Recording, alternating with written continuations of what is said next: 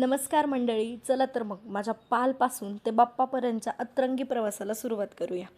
तर काल रात्री गणपतीसाठी हे छोटेसं डेकोरेशन केलं आणि हरतालिकेच्या जागरणासाठी मंदिरात जायला निघाले. पण गेटजवळ होती माझ्या आयुष्यातील भीती नंबर 1. मी एक पाऊल मागे, ती एक पाऊल पुढे. श्रावणी बिचारी तिला हकलवते, पण ती सुद्धा म्हटली, इथेच बसा आणि माझ्यासोबतच भजन करा. कसंबसं तिला हकलवलं आणि गेट लॉक करून मंदिरात गेलो आणि पाहतो तर काय, मंदिरात एकही जीव नाही. मग बहिणी आणि काकूला कॉल करून बोलवलं आणि भजन सोडून बसलो गाण्याच्या भेंड्या खेळत. त्यानंतर मस्त झोप घेतली आणि सकाळीच एका मैत्रिणीला ॲडमिट केलं होतं, म्हणून तिच्यासाठी चहा आणि नाश्ता घेऊन गेले. आणि जाताना एक स्कूल फ्रेंड भेटली, ईश्वरी, आणि ती विचारू लागली, अहो कुठून? म्हणलं सकाळी सकाळी झोपेतून उठून. त्यानंतर ब्लड सॅम्पल देताना हिचा एवढा ड्रामा चालू होता की तो दादा पण म्हटला, नेमकं तू सुईला घाबरते का ऑस्करसाठी ऑडिशन देते?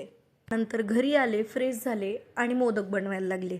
आता काही लोक लगेच जज करतील ह्या मोदकांच्या शेप आणि साईजकडे बघून. तर गाईज, मी फर्स्ट टाईम हे मोदक बनवलेले, बट स्टील हे खूप छान झालेले आणि पूर्ण बाप्पाची तयारी झाली, बाप्पा विराजमान झाले. तर लवकरच भेटूया परत एकदा नवीन एका ब्लॉगमध्ये. तोपर्यंत खुश रहा, बाप्पाला खुश ठेवा, भरपूर मोदक खा, गाणी म्हणा, गणपती बाप्पा मोरया, मंगलमूर्ती मोरया.